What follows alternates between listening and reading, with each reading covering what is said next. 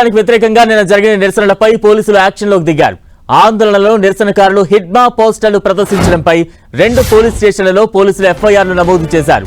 ఈ ఘటనలో ఇప్పటికే 23 మంది నిరసనకారులను అరెస్టు చేసిన పోలీసులు కాలుష్యానికి వ్యతిరేకంగా చేసిన నిరసనల్లో మావోయిస్ట్ అగ్రనేత హిడ్మా పోస్టర్లు ప్రదర్శించడంపై లోతుగా దర్యాప్తు చేస్తున్నారు. నిన్న ఇండియా గేట్ దగ్గర నిరసనకారులు చేపట్టిన నిరసనల్లో పోలీసులపై పెప్పర్ స్ప్రే చేశారన్న ఆరోపణలు కూడా ఉన్నాయి. ఈ ఘటనలో పలువురు పోలీసులకు గాయపడినట్టు తెలుస్తోంది. దీన్ని సీరియస్ గా తీసుకున్న ఢిల్లీ పోలీసులు చర్యలకు ఉపక్రమించారు. నిన్న నిరసనకారులు చేపట్టిన నిరసనల్లో బిర్సా ముండా నుంచి మాద్బీ హిడ్మా వరకు మన అడవులు పర్యావరణపై పోరాటం కొనసాగిందని, మన బిడ్డలను మనమే చంపుకోవడం ఏంటి అంటూ ప్రశ్నించారు. జల్ జంగిల్ జమీన్ కోసం పోరాటం కొనసాగుతుందని నిరసనకారులు పేర్కొన్నారు. రెడ్ సెల్యూట్ టు హిడ్మా, అమర్ రహే అంటూ పోస్టర్లను ప్రదర్శించి నినాదాలు చేశారు నిరసనకారులు.